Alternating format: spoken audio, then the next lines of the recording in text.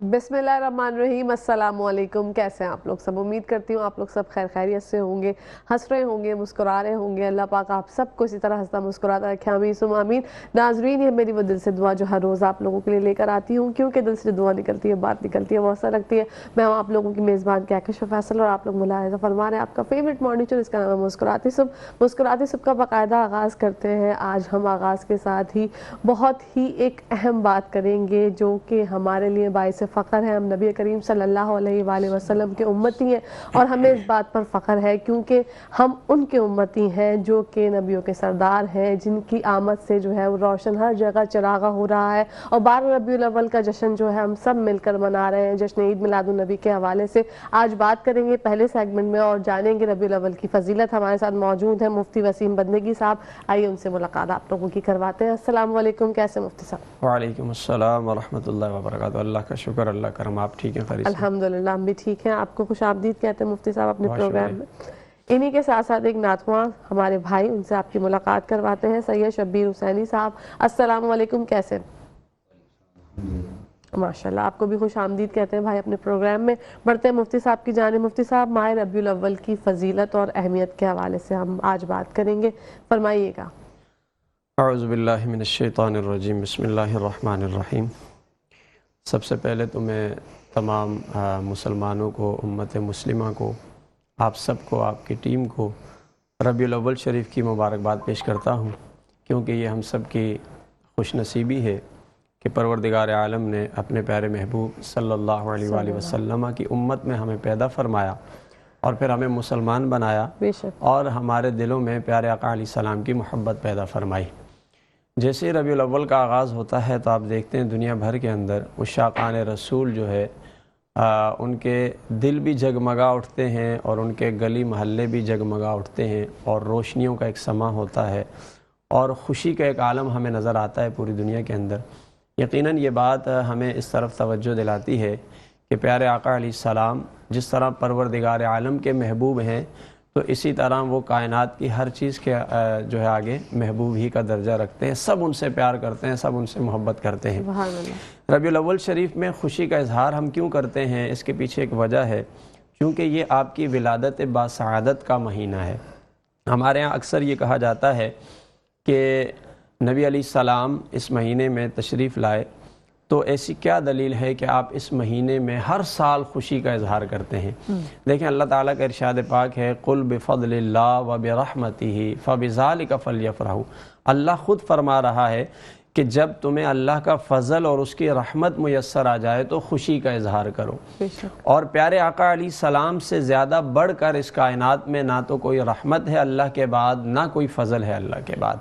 तो अल्लाह की सबसे बड़ी रहमत और अल्लाह का सबसे बड़ा फ़ज़ल वो प्यारे आका अलैहिस्सलाम मौजूद हैं। और चूँकि आपकी विलादत बासआदत इस महीने में है, इसलिए जब भी ये महीना आता है तो मुसलमान खुशी का इजहार करते हैं। आप देखें, तारीख़ इस्लाम के अंदर ऐसे कई दिनों का तज़किरा आता है कि जिन दिनों में अगर किसी पैगम्बर को कोई गलबा हासिल हो या जिस दिन का किसी पैगम्बर के साथ कोई ख़ास निस्बत या ताल्लुक़ हो, उस दिन को दीन इस्लाम में बतौर यादगार बाकी रखा जाता है। मिसाल के तौर पर आप देखें, जुम्मे का दिन है।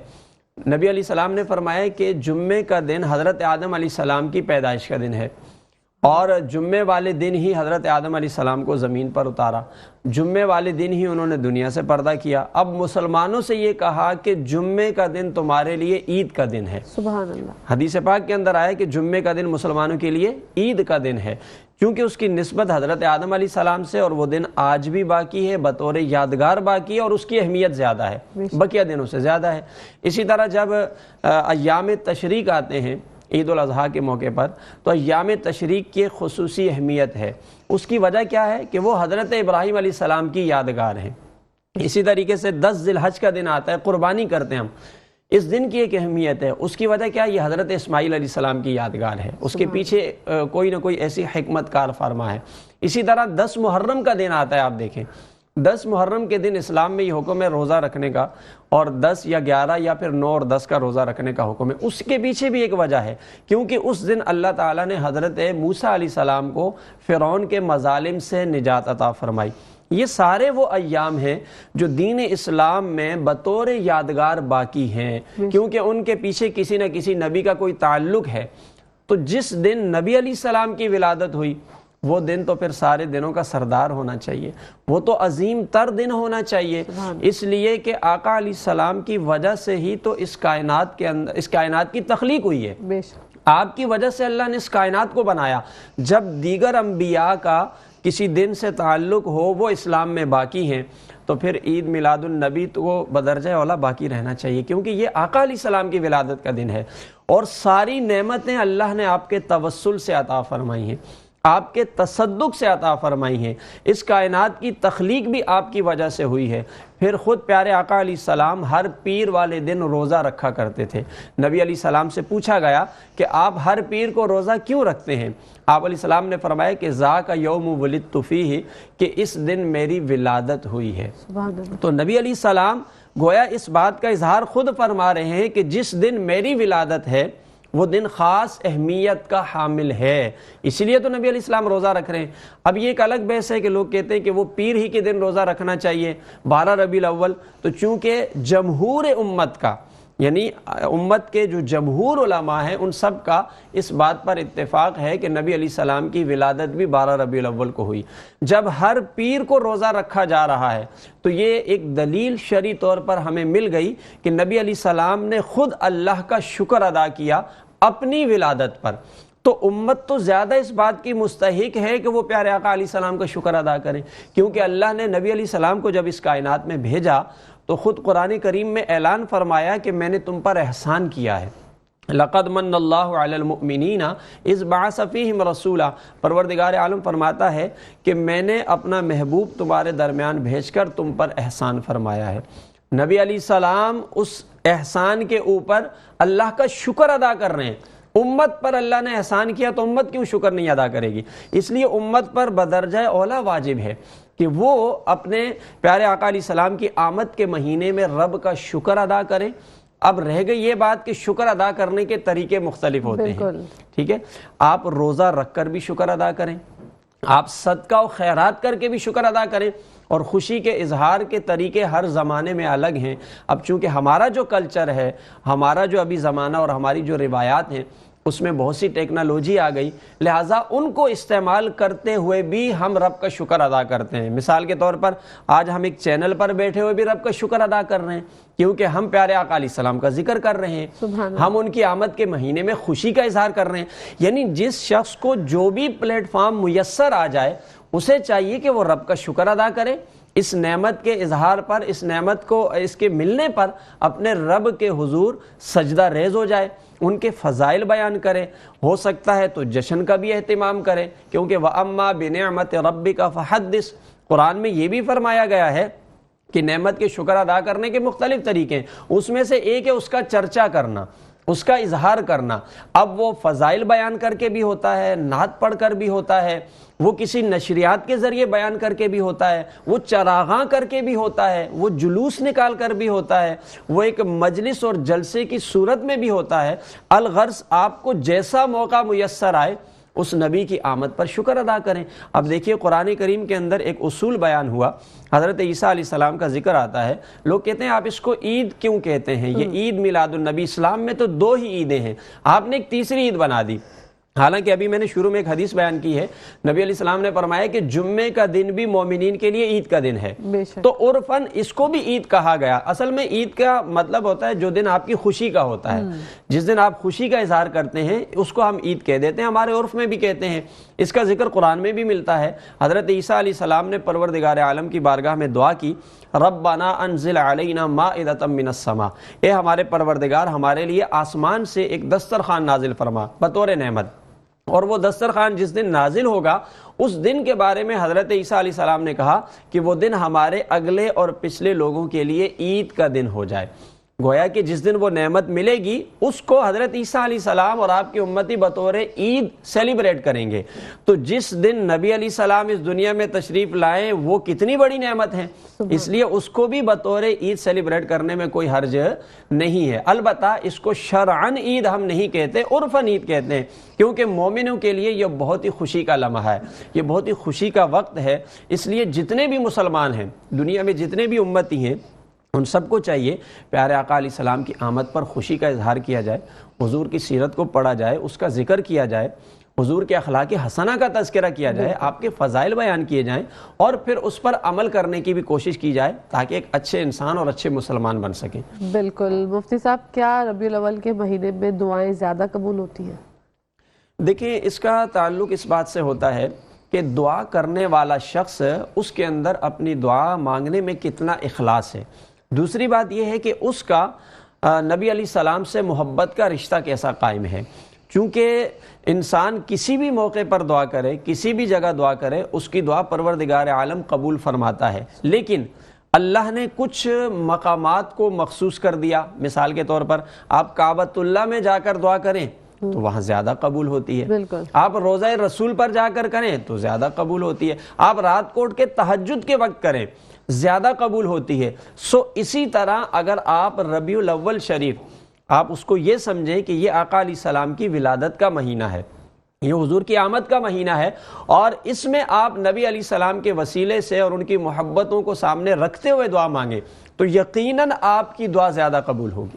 سبحان اللہ. بڑھتے ہیں ہم سید شبیر حسینی کی جانب اور ان کی آواز میں شامل کرتے ہیں ایک بہت ہی خوبصورت کلام. جی.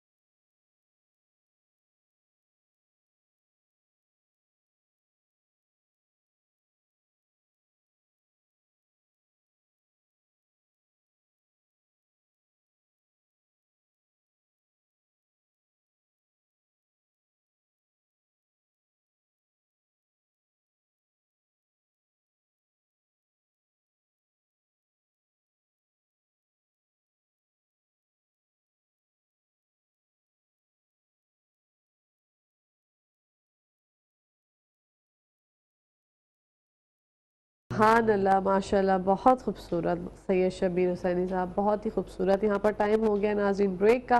آپ لوگوں نے کہیں جانا نہیں, دیکھتے رہیے مسکراتی سے. जी नाज़रीन, welcome back to the show. आप लोग देख रहे हैं आपका फेवरेट मॉर्निंग शो जिसका नाम है मुस्कुराते सुबह। बढ़ते हैं हम मुफ्ती साहब की जानिब। मुफ्ती साहब, नबी करीम सल्लल्लाहु अलैहि वसल्लम की शान रिसालत के बारे में हम बात करना चाहते हैं। जी देखिए, परवरदिगार आलम अपने बारे में फ़रमाता है कि मैं हूँ रब्बुल आलमीन। कुरान में अल्हम्दुलिल्लाह रब्बिल आलमीन, वो है आलमीन का रब। और अल्लाह ने हुजूर के बारे में फ़रमाया वमा अरसलनाका इल्ला रहमतल लिल आलमीन, फ़रमाया हमने आपको आलमीन के लिए रहमत बनाकर भेजा। सो अल्लाह आलमीन का रब है और नबी अलैहिस्सलाम आलमीन के लिए रहमत हैं। और इसी तरह अल्लाह ने हर नबी को भेजा, एक ख़ास वक्त के लिए भेजा, या किसी ख़ास ज़माने में भेजा, या किसी ख़ास कौम के लिए भेजा।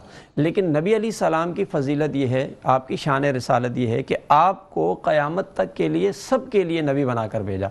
फरमाया वमा अरसलनाका इल्ला काफ़तल लिन्नास, ये आपका ख़ासा है कि आपको सारी इंसानियत के लिए रसूल बनाकर भेजा। इसी तरह हर नबी आते रहे और एक वक्त तक उनकी शरीयत चलती रही, उनके लाए हुए अहकाम चलते रहे।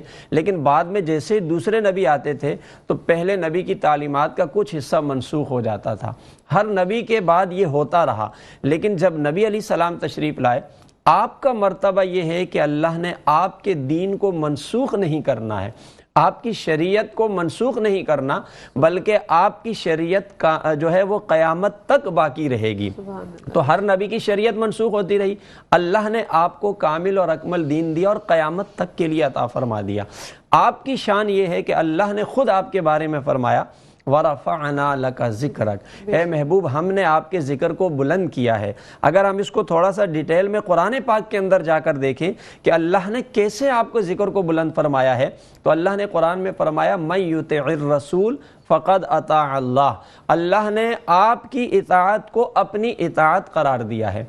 अल्लाह ने आपकी बेत को अपनी बेत करार दिया। इन्नल्लज़ीना युबायिऊनका इन्नमा युबायिऊन अल्लाह, अल्लाह ने आपकी इज़्ज़त को अपनी इज़्ज़त के साथ कुरान में ज़िक्र फरमाया वलिल्लाहिल इज़्ज़तु वलि रसूलिही, अल्लाह ने आपकी इजाबत को अपनी इजाबत के साथ जिक्र किया। फरमाया या अय्युहल्लज़ीना आमनुस्तजीबू लिल्लाह वलिर्रसूल, अल्लाह ने अपनी रज़ा के साथ आपकी रज़ा का तज़किरा फरमाया।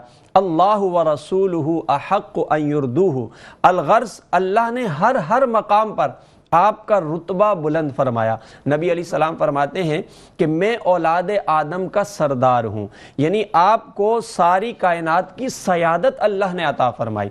क़यामत का दिन होगा, हुजूर फरमाते हैं मैं सबसे पहले कब्र से उठूँगा, मैं सबसे पहले शफात करूँगा और सबसे पहली मेरी सिफारिश को अल्लाह कबूल फरमाएगा। हुजूर फरमाते हैं मैं सबसे पहले जन्नत का दरवाज़ा खटखटाऊंगा और सबसे पहले मेरे लिए जन्नत के दरवाजे की कुंडी को खोल दिया जाएगा। अल्लाह ने हर मकाम पर अपने हबीब को बुलंद रुतबा अता फरमाया। अल्लाह ने अपना भी महबूब बनाया और मखलूक का भी आपको महबूब बनाया। गोया आप खालिक के भी महबूब हैं और आप खल्क के भी महबूब हैं। एक बार ऐसा हुआ, असहाब रसूल बैठे हुए जिक्र कर रहे थे, साबिका अंबिया का तज़किरा कर रहे थे कि अल्लाह ने मूसा अलैहिस्सलाम को कलीमुल्लाह बनाया है, अल्लाह ने हज़रत इब्राहीम को खलीलुल्लाह बनाया है, हज़रत आदम को सफ़ीउल्लाह बनाया। नबी अलैहिस्सलाम तशरीफ़ लाए, आपने फरमाया मेरे सहाबा जैसे तुम अंबिया का जिक्र कर रहे हो, अल्लाह ने उन्हें वैसे वैसे मकामात अता फरमाए, लेकिन तुम्हें पता है कि अल्लाह ने मुझे अपना हबीब बनाया है, यानी आप अल्लाह के हबीब हैं। अब जो अल्लाह का हबीब होता है उसका मकाम क्या है? देखिए, हज़रत इब्राहीम अलैहिस्सलाम अल्लाह के खलील हैं, लेकिन वो खुद अल्लाह की बारगाह में ये जिक्र करते हैं वजअल्ली लिसान सिद्क़िन फ़िल आखिरीन, कि परवरदिगार आलम मेरा जिक्र मेरे बाद भी लोगों की ज़बानों पर जारी रहे। लेकिन प्यारे आका अलैहिस्सलाम ये नहीं कहते, क्योंकि आप अल्लाह के हबीब हैं। आपको बग़ैर कहे अल्लाह ने यह मकाम दिया वरफ़अना लका ज़िक्रक, अल्लाह ने खुद फरमाया हमने आपके जिक्र को बुलंद कर दिया। हज़रत इब्राहीम अलैहिस्सलाम दुआ करते हैं वला तुख़ज़िनी यौम युबअसून, कि अल्लाह हमें क़यामत वाले दिन रुसवाई से महफूज करना। और परवरदिगार आलम अपने हबीब के बारे में खुद ऐलान करता है यौम ला युख़ज़िल्लाहु नबिय्या, कि अल्लाह अपने नबी को कभी भी रुसवा नहीं फरमाएगा। हज़रत इब्राहीम अलैहिस्सलाम दुआ करते हैं हस्बी अल्लाह یعنی کہتے ہیں کہ مجھے اللہ کافی ہے۔ ادھر حبیب کا مقام یہ ہے کہ اللہ خود اعلان کرتا ہے یا ایھا النبی حسبک اللہ، اے پیارے حبیب آپ کے لیے آپ کا رب کافی ہے۔ حضرت موسیٰ علیہ السلام کلیم اللہ ہیں، آپ حبیب اللہ ہیں۔ کلیم اللہ اور حبیب اللہ کا فرق دیکھیے کہ حضرت موسیٰ علیہ السلام اللہ سے دعا کرتے ہیں رب اشرح لی وصدری، اے میرے مولا میرے سینے کو کھول دے، کشادہ کر دے۔ اور حبیب اللہ کے لیے اللہ خود فرماتا ہے الم نشرح لک صدرک، اے پیارے ہم نے آپ کے سینے کو کشادہ فرما دیا ہے۔ حضرت موسیٰ علیہ السلام دعا کرتے ہیں، اللہ سے التجا کرتے ہیں کہ پروردگار عالم تجھے دیکھنا چاہتا ہوں، رب ارینی انظر الیک، میں تجھے دیکھنا چاہتا ہوں۔ اللہ فرماتا ہے لن ترانی، تم مجھے نہیں دیکھ سکتے ہو۔ اور پیارے آقا علیہ السلام سے اللہ خود فرماتا ہے الم تر الی ربک، کیا آپ نے اپنے رب کو نہیں دیکھا؟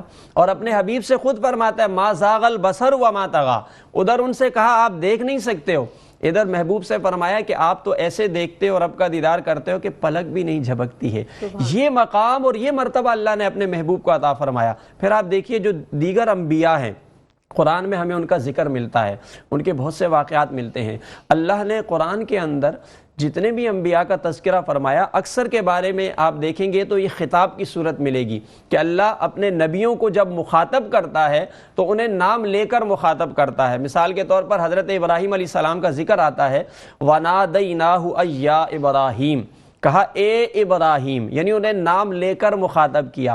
حضرت عیسیٰ علیہ السلام کا ذکر آتا ہے، اللہ ان کو بھی نام لے کے مخاطب کرتا ہے یا عیسیٰ ابن مریم۔ حضرت موسیٰ علیہ السلام کا ذکر آتا ہے یا موسیٰ، اللہ انہیں بھی نام لے کے مخاطب کر رہا ہے۔ اسی طریقے سے دیگر انبیاء، حضرت ہود علیہ السلام یا ہود، انہیں بھی نام لے کر مخاطب کر رہا ہے۔ یعنی جتنے بھی انبیاء ہیں اللہ نے انہیں نام لے کر خطاب فرمایا ہے۔ لیکن پورے قرآن میں آپ کو کہیں ایک بھی ایسی جگہ نہیں ملے گی جہاں اللہ نے اپنے محبوب کو نام لے کر مخاطب فرمایا ہو، یعنی نام لے کر ذکر نہیں کیا، دیگر انبیاء کو نام لے کر مخاطب کیا۔ یہ کوئی اتفاق نہیں، آپ دیکھیں کہ پورے قرآن میں ایک بھی جگہ پر اللہ نے پیارے محبوب کا نام لے کر مخاطب نہیں کیا۔ جہاں بھی خطاب کیا ہے آپ کو مختلف اوصاف سے، مختلف صفات سے آپ کا ذکر کیا۔ کہیں فرمایا یا ایھا النبی، کہیں فرمایا یا ایھا المزمل، کہیں فرمایا یا ایھا المدثر، لیکن پورے قرآن میں نام لے کر ذکر نہیں فرمایا۔ اللہ کے محبوب کا نام قرآن میں آتا ہے لیکن وہ حکایتاً آتا ہے۔ 4 مقامات پر نبی علیہ السلام کا نام آیا لیکن اللہ نے کہیں نام لے کر مخاطب ہی نہیں کیا۔ امام راضی فرماتے ہیں کہ اللہ نے اپنے محبوب کی حد درجہ تعظیم ظاہر کرنے کے لیے ایسا کیا ہے کہ دیگر انبیاء کا نام لے کر انہیں مخاطب کیا لیکن پورے قرآن میں اپنے محبوب کا نام لے کر انہیں مخاطب نہیں کیا۔ اللہ اکبر، آپ کی کتنی شانیں ہیں۔ وہ شاعر نے جو ایک بات کہی نا کہ بعد از خدا بزرگ تو ہی، قصہ مختصر لیکن رضا نے ختم سخن اس پہ کر دیا کہ خالق کا بندہ خلق کا آقا کہوں تجھے۔ یعنی نبی علیہ السلام کا مقام یہ ہے کہ اللہ کے بعد اگر کسی کی شان ہے، کوئی بڑا ہے، تو وہ صرف اور صرف رسول اللہ صلی اللہ علیہ وسلم ہے۔ بے شک، سبحان اللہ۔ معجزات کے حوالے سے بھی ہم بات کرنا چاہیں گے مفتی صاحب، نبی کریم صلی اللہ علیہ وآلہ وسلم۔ دیکھیے پروردگار عالم نے تمام انبیاء کو معجزات عطا فرمائے اور ہر نبی کو بے مثال معجزات عطا فرمائے، لیکن جتنے بھی انبیاء کو معجزات عطا فرمائے گئے ہیں پروردگار عالم نے ان سارے معجزات کو اپنے محبوب کی ذات میں جمع فرما دیا ہے۔ اور جیسے شاعر نے کہا نا کہ حسن یوسف دم عیسیٰ ید بیضاداری، آنچ خوبہ ہما دارت تو تنہا داری، یعنی جو کچھ سارے انبیاء کو ملا وہ تنہا آپ کی ذات میں جمع ہوا۔ دیکھیں اللہ نے سب سے بڑا جو معجزہ آپ کو عطا فرمایا وہ قرآن کریم کی صورت میں ہے، اور فرق آپ دیکھیں دیگر انبیاء کے معجزات میں اور نبی علیہ السلام کے معجزات میں۔ دیگر انبیاء کے معجزات یہ ہیں کہ جب تک نبی موجود ہیں دنیا میں تب تک ان کا معجزہ بھی موجود ہے، اور نبی اگر دنیا سے چلے جاتے ہیں تو معجزہ بھی ختم ہو جاتا ہے۔ مثال کے طور پر حضرت موسیٰ علیہ السلام کا عصا، آپ کی لاٹھی مبارک، وہ جب رکھتے تھے تو وہ ایک اژدہا بن جاتی تھی، لیکن جب نبی علیہ السلام حضرت موسیٰ علیہ السلام دنیا سے چلے گئے تو ان کے جانے کے بعد وہ لاٹھی، وہ عصا موجود ہے لیکن وہ معجزہ موجود نہیں ہے۔ یعنی انبیاء کے معجزات ان کے دنیا سے رخصت ہونے کے ساتھ ختم ہو گئے، لیکن پروردگار عالم نے اپنے محبوب کو ایسے معجزات عطا فرمائے کہ وہ دنیا سے جانے کے بعد بھی قیامت تک کے لیے باقی ہیں۔ اور ان میں سب سے عظیم تر معجزہ قرآن پاک ہے۔ اب دیکھیں قرآن پاک کیسے معجزہ ہے، اس لیے کہ قرآن پاک کا اعجاز یہ ہے کہ قرآن پاک یہ چیلنج کرتا ہے کہ اگر تم اس قرآن کو کلام الہی کو معجزہ نہیں سمجھتے تو تم اس جیسا کلام بنا کر لے آؤ۔ اور قرآن میں جا بجا اس حوالے سے جو ہے ذکر ملتا ہے۔ ایک جگہ فرمایا قُلْ لَئِنِ اجْتَمَعَتِ الْإِنسُ وَالْجِنُّ، کہا کہ اگر سارے جن اور انس بھی جمع ہو جائیں وہ تب بھی اس قرآن کی مثل نہیں لا سکتے۔ ایک جگہ پر اس چیلنج کو تھوڑا کم کر دیا کہ پورے قرآن کی مثل نہیں لا سکتے، تو فرمایا فَأْتُوا بِعَشْرِ سُوَرٍ مِثْلِهِ، اس جیسی 10 صورتیں بنا کر لے آؤ۔ پھر اس سے بھی چیلنج کو نیچے کر دیا کہ 10 صورتیں نہیں بنا سکتے ہو، تو فرمایا فَأْتُوا بِسُورَةٍ مِّن مِثْلِهِ، اس جیسی ایک صورت بنا کر لے آؤ۔ وہ بھی نہیں لا سکتے، اس سے بھی کم کر دیا، فرمایا فَلْيَأْتُوا بِحَدِيثٍ مِّثْلِهِ، کوئی ایک اس جیسی آیت ہی بنا کر لے آؤ۔ یہ چیلنج 1400 سال سے چل رہا ہے اور تا قیامت رہے گا، لیکن کوئی اس کی مثل نہیں بنا سکا ہے۔ اسی طرح قرآن کا ایک چیلنج یہ ہے لا یأتیہ الباطل من بین یدیہ ومن خلفہ، کہ اس قرآن کے اندر نہ کوئی ایک حرف کا اضافہ کر سکتا ہے نہ کوئی ایک حرف کم کر سکتا ہے۔ گویا قرآن کی ایک آیت میں اللہ نے 3 معجزات رکھے ہیں۔ پہلا معجزہ یہ ہے کہ اس آیت کی مثل کوئی نہیں لا سکتا، دوسرا معجزہ یہ ہے کہ اس آیت میں سے کوئی کم نہیں کر سکتا، تیسرا معجزہ یہ ہے کہ اس آیت میں کوئی اضافہ نہیں کر سکتا۔ تو قرآن کی ایک آیت کے اندر 3 معجزات ہیں، اور پورے قرآن کے اندر 6000 سے زیادہ آیات ہیں۔ جب پورے قرآن میں 6000 سے زیادہ آیات ہیں، اگر ہم اس کو ملٹی پلائی کریں تو پھر یہ بن جاتے ہیں 18000 سے زیادہ معجزات۔ اور یہ 18000 سے زیادہ معجزات نبی علیہ السلام کے معجزات میں سے ہیں جو آج تک باقی ہیں، اور یہ تا قیامت باقی رہیں گے۔ اور اس کے علاوہ اللہ نے اپنے محبوب کو ایسے معجزات عطا فرمائے جو دیگر انبیاء کے معجزات سے آپ کو ممتاز کرتے ہیں۔ مثال کے طور پر آپ دیکھیں حضرت موسیٰ علیہ السلام اپنی قوم کے ساتھ جا رہے ہیں اور پانی کی ضرورت پڑ جاتی ہے۔ وَإِذِ اسْتَسْقَىٰ مُوسَىٰ لِقَوْمِهِ، موسیٰ علیہ السلام کی قوم نے کہا کہ ہمیں پانی چاہیے، تو اللہ تعالیٰ نے حضرت موسیٰ علیہ السلام سے فرمایا فَقُلْ نَضْرِبْ بِعَصَاكَ الْحَجَرَ، آپ اپنا عصا پتھر پر ماریں، اس پتھر سے پانی نکل آئے گا۔ آپ نے پتھر پر مارا تو اس سے پانی کے 12 چشمے پھوٹ جاتے ہیں۔ اب یہ ان کا معجزہ ہے، لیکن اگر غور کریں آپ تو فطرتاً پانی زمین سے اور پتھروں سے ہی نکلتا ہے۔ فرق یہ ہوتا ہے کہ آپ زمین کھودتے ہیں، ایک تہ تک جاتے ہیں، پھر پانی نکلتا ہے۔ موسیٰ علیہ السلام کا کمال یہ ہے کہ بغیر زمین کو کھودے آپ نے عصا مارا اور پانی نکل آیا، لیکن پانی نکلتا وہیں سے ہے۔ نبی علیہ السلام کا معجزہ دیکھیے کہ اللہ نے آپ کو یہ کمال عطا کیا کہ آپ نے ایک پیالے کے اندر اپنا دست مبارک رکھا، اللہ نے آپ کی انگلیوں سے پانی کو جاری فرما دیا۔ اب دیکھیے عادتاً پانی یہاں سے نکلتا نہیں ہے، اللہ نے آپ کو یہ معجزہ دیا کہ آپ نے وہاں سے پانی جاری کر دیا جہاں سے پانی آتا ہی نہیں ہے۔ حضرت داؤد علیہ السلام کا معجزہ ہے، ان کے ہاتھ میں جب لوہا آتا تھا تو وہ لوہا موم ہو جاتا تھا، نرم ہو جاتا تھا، وہ جیسے چاہتے اسے ڈھال لیتے تھے، اس سے جو چاہتے بنا لیتے ہاتھ سے۔ لیکن اگر لوہے کو گرم کیا جائے، پگھلایا جائے تو وہ موم بن سکتا ہے۔ لیکن حضرت داؤد علیہ السلام کا کمال یہ تھا کہ بغیر اسے گرم کیے پگھلائے ہاتھ سے ہی نرم کر کے موڑ دیا کرتے تھے، لیکن وہ پگھل کر بھی موم بن سکتا ہے، وہ مڑ سکتا ہے۔ نبی علیہ السلام کا کمال یہ ہے کہ آپ نے پتھروں کو بھی موم کر دیا، حالانکہ پتھر کبھی پگھلتے نہیں ہیں۔ پتھروں کو جتنا بھی آگ میں آپ جلائیں گے وہ نرم نہیں ہوتے۔ حدیث پاک کے اندر آتا ہے کہ نبی علیہ السلام ایک پہاڑ کے اندر تشریف لے جا رہے تھے، تو ایک غار تھا، اس میں آپ نے اپنا سر مبارک داخل کیا تو وہ تنگ تھا، لیکن جیسے ہی آپ نے سر اندر داخل کیا تو وہ موم کی طرح نرم ہو کر آپ کو راستہ دینے لگا۔ نبی علیہ السلام فرماتے ہیں کہ احد پہاڑ مجھ سے محبت کرتا ہے۔ لوگ مثالیں دیتے ہیں کہ اگر کسی کے دل میں سختی ہو تو کہتے ہیں کہ اس کا دل پتھر کی طرح سخت ہے۔ جس پتھر کی ہم سخت ہونے کی مثال دیتے ہیں، پیارے آقا علیہ السلام فرماتے ہیں کہ احد پہاڑ یہ پتھر بھی مجھ سے محبت کرتے ہیں۔ نبی علیہ السلام فرماتے ہیں میں اس پتھر کو پہچانتا ہوں جو اعلان نبوت سے پہلے مجھے سلام کیا کرتا تھا۔ حضور علیہ السلام نے پتھروں سے بھی کلمہ پڑھا دیا۔ تو اب آپ دیکھیے کہ اللہ نے حضرت داؤد علیہ السلام کو تو یہ معجزہ دیا کہ وہ لوہے کو نرم کر دیتے ہیں، لیکن نبی علیہ السلام کو یہ کمال عطا کیا کہ آپ پتھروں کو بھی نرم کر کے موم بنا دیتے ہیں۔ حضرت سلیمان علیہ السلام کا یہ معجزہ ہے، اکثر سنتے ہیں آپ کہ ان کو اللہ نے یہ کمال عطا کیا تھا کہ جنات بھی ان کے لیے مسخر کر دیے، ہوا کو ان کے تابع کر دیا تھا۔ قرآن میں آتا ہے وَلِسُلَيْمَانَ الرِّيحَ غُدُوُّهَا شَهْرٌ وَرَوَاحُهَا شَهْرٌ، کہ حضرت سلیمان علیہ السلام جب سفر فرماتے تھے تو ہوا ان کو صبح کے ایک ٹائم پر 1 مہینے کی مسافت طے کروا دیتی تھی. شام کو جو ہے اگر وہ سفر کرتے تو 1 مہینے کی مسافت جو ہے شام کے ان لمحات میں طے ہو جاتی تھی. یعنی وہ ہوا کے ذریعے مہینے کی مسافت 1 لمحے میں طے کر لیتے تھے. لیکن اگر غور کیا جائے تو کہیں بھی حضرت سلیمان علیہ السلام کو جانا ہوتا وہ خود ہی جاتے تھے. فرق یہ تھا, معجزہ یہ تھا کہ جو سفر 1 مہینے میں ہوتا تھا وہ سفر آپ شام کے 1 پل میں طے کر لیا کرتے تھے. لیکن نبی علیہ السلام کا معجزہ اور کمال یہ ہے کہ اللہ نے آپ کو اتنی طاقت عطا فرمائی, اگر آپ کو کہیں جانا ہوتا تو آپ کو جانے کی ضرورت نہیں پڑتی تھی, اللہ زمین کے اس حصے کو اٹھا کر خود آپ کے سامنے لا دیتا تھا.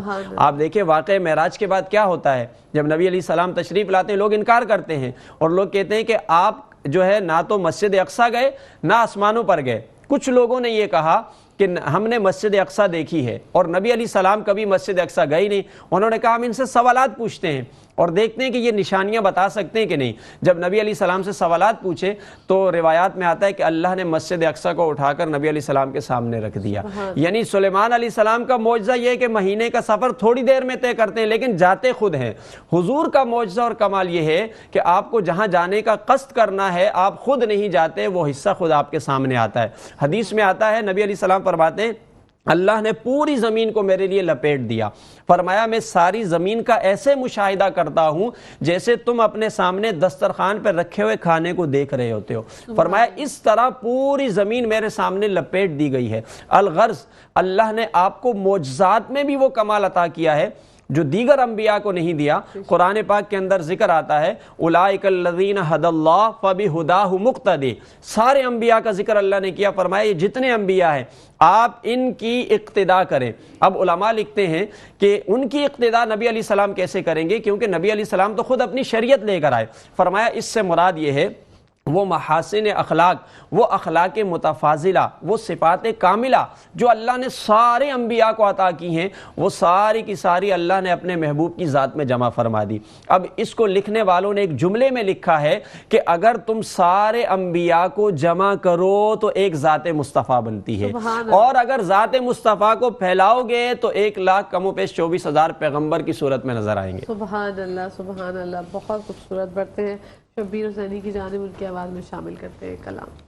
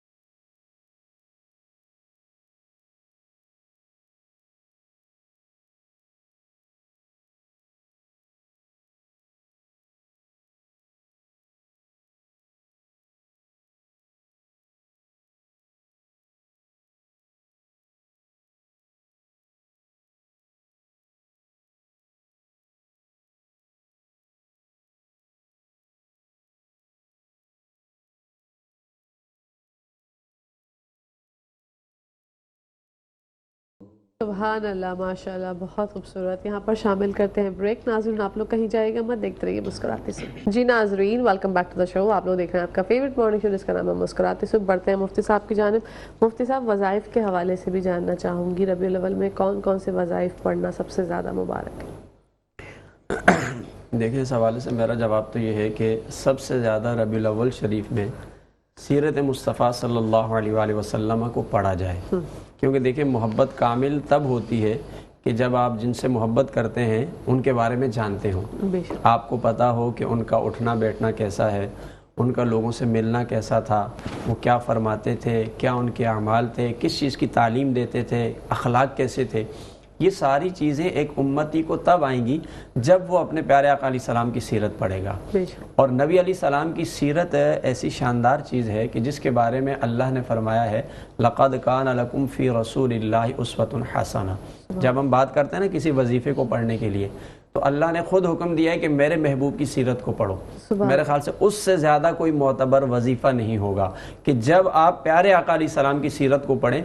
इतनी शानदार सीरत है कि अल्लाह फरमाता है, लाअमरुका, ए प्यारे महबूब, मुझे आपकी ज़िंदगी की कसम। अल्लाह उनकी ज़िंदगी की कसम उठाता है, उनकी सीरत की कसम उठाता है। और कुरान में अल्लाह ने फरमाया कि ये सीरत मैंने तुम्हारे लिए जो है ना एक रोल मॉडल बना दिया है, यानी तुम्हारे लिए आइडियल है, इसको सामने रखो और इसके मुताबिक ज़िंदगी गुजारो। तो सबसे पहला मशवरा तो ये है कि सीरत मुस्तफ़ा को पढ़ा जाए, कम अज़ कम इस महीने की मुनासबत से। जब आप उनके बारे में जानेंगे तो फिर आप उसके मुताबिक अमल भी करेंगे, और दूसरा आपको ये भी पता चलेगा कि आपका अमल कितना शानदार था, आपके अखलाक कितने आला थे, आप कितना उम्मत से मोहब्बत करते थे, आप में कितनी नरमी थी, शफ़क़त थी, आप कितना लोगों के साथ जो है वो दरगुजर करने वाले थे, माफ़ करने वाले थे। ये सारी चीज़ें आपको सीरत मुस्तफ़ा सल्लल्लाहु अलैहि वसल्लम से पता चलेंगी। अब चूँकि हमारे यहाँ दिलचस्पी है इस चीज़ के अंदर भी कि हमें कोई वजीफ़ा भी मालूम होना चाहिए ताकि उसको पढ़कर हम जो है वो कुछ ना कुछ फ़ायदा हासिल कर सकें। अब वजीफ़ा बताने से पहले मैं ये अर्ज़ करूँगा कि वजीफ़ा कारगर कब होता है, क्योंकि हमारे यहाँ वज़ाइफ तो बहुत बताए जाते हैं और बहुत सारी चीज़ों के बारे में कि ये पढ़ेंगे तो ये मिल जाएगा, ये पढ़ेंगे ये मिल जाएगा। लेकिन सबसे बुनियादी चीज़ ये है कि आपको ये मालूम होना चाहिए कि वजीफ़ा मुअस्सर कब होगा, उसकी तासीर आपको कब मिलेगी, उसका फ़ायदा कब मिलेगा। क्योंकि वज़ाइफ से तो किताबें भी भरी हुई हैं, लाइब्रेरियाँ भरी हुई हैं, जगह जगह सब कुछ मौजूद है, लेकिन पढ़ने के बाद उसकी तासीर नज़र नहीं आती। इस हवाले से एक हदीस पाक से रहनुमाई कर देता हूँ। नबी अलैहि सलाम फरमाते हैं, एक शख्स ये कलिमात पढ़ता है, सुबहान अल्लाह वल्हम्दुलिल्लाह अल्लाहु अकबर, और ये अजीम तर कलिमात हैं अल्लाह की शान में। अब फरिश्ता उन कलिमात को लेकर अल्लाह की बारगाह में जाता है, तो फरमाया कि अगर वो पढ़ने वाला शख्स ऐसा है कि जिसका अमल सालेह है, वो नेक शख्स है, अच्छे अमल करने वाला, फिस्क और फुजूर की तरफ जाने वाला नहीं है, मुनाफिकत की तरफ, झूठ और धोखा और फराड इस तरफ जाने वाला नहीं है, वो साले शख्स है, तो जैसे ही वो फरिश्ता कलिमात लेकर पहुंचता है अल्लाह उसको कबूल फरमा देता है। लेकिन अगर वो शख्स ऐसा है कि जो साले और परहेजगार नहीं है, तो फरमाया उसके उन पढ़े हुए कलिमात को वापस भेज दिया जाता है। तो अब वजीफा मुअस्सर कब होगा कि जब आप अपने आप को दुरुस्त करेंगे। अगर आप सही हैं, साले हैं, सही रास्ते पर चलते हैं और आपके अंदर बुग़्ज़, कीना, हसद, ये सारी बीमारियां नहीं हैं, आपके अंदर नेकी का जज्बा मौजूद है, आप सच और सदाकत के साथ खड़े हैं, दयानत के साथ खड़े हैं और गलत काम नहीं करते हैं, फिर जब आप ये कलिमात पढ़ेंगे, चूंकि ये कलाम इलाही है तो इसकी तासीर तो है ही है, लेकिन ये आपके हक में मुअस्सर इस वजह से नहीं है कि आपके अपने अमल में कोताही है। तो इसलिए वजीफे के मुअस्सर होने के लिए ज़रूरी है कि आप अपने आप को सालेह और परहेजगार बनाएं, अच्छा इंसान बनाएं। अब जब आप पढ़ेंगे ना तो फिर उसकी आप तासीर देखेंगे। अब रबीउल अव्वल में सबसे ज़्यादा कौन सा वजीफ़ा पढ़ा जाए? देखिए, वैसे तो वज़ाइफ बहुत सारे हैं, लेकिन सबसे मुअस्सर वजीफ़ा और जिसको मैं समझता हूँ कि मकबूल भी है और जिस पर आपको अल्लाह की रहमतें भी मिलेंगी, वो इस महीने में दुरूद शरीफ से बढ़कर कोई वजीफ़ा नहीं है। क्योंकि अल्लाह खुद फरमाता है, इन्नल्लाह व मलाइकतहु युसल्लूना अलन नबी या अय्युहल्लज़ीना आमनू सल्लु अलैहि व सल्लिमू तस्लीमा। एक तो अल्लाह खुद फरमाता है कि ये काम करो, दूसरा ये कि اس کے پڑھنے سے جتنا فائدہ آپ کو ملتا ہے شاید ہی کوئی وظیفہ ہو کہ جس کے اوپر آپ کو فائدہ ملتا ہو، کیونکہ ایک بار درود شریف پڑھ لینے سے اللہ تعالیٰ 10 مرتبہ رحمت نازل فرماتا ہے، سبحان اللہ، اللہ تعالیٰ اس پر 10 نیکیاں عطا فرماتا ہے، اللہ تعالیٰ 10 گناہوں کو معاف فرماتا ہے، اور یہ نبی علیہ السلام کی قربت کا سب سے بہترین ذریعہ ہے۔ ہم نے جتنے بھی صالحین کی سیرت کو پڑھا، اولیاء کاملین کی سیرت کو پڑھا، تو سب سے مؤثر وظیفہ جو ان کی زندگی میں پایا کہ کیا سب سے زیادہ پڑھا کرتے تھے، وہ سب سے زیادہ درود پاک پڑھا کرتے تھے۔ اور اب چونکہ موقع بھی ہے، ربیع الاول کا مہینہ ہے، مناسبت بھی ہے، آپ کی آمد کا بھی مہینہ ہے، تو اس مہینے میں آپ شب و روز اپنا یہ وظیفہ بنا لیں، درود و سلام آپ کی زبانوں پر جاری اور ساری ہو۔ لیکن ایک توجہ ضرور دلانا چاہوں گا کہ جب آپ پڑھیں تو پیارے آقا علیہ السلام کی طرف آپ کی توجہ بھی ہونا چاہیے، ادب اور احترام بھی ہونا چاہیے۔ آپ ایسا نہیں ہے زبان سے پڑھ رہے ہیں، کام کچھ اور کر رہے ہیں، خیالات کچھ اور ہیں، اور پھر آپ کہتے ہیں کہ ہمیں پڑھنے کے بعد اس کی تاثیر نظر نہیں آئی۔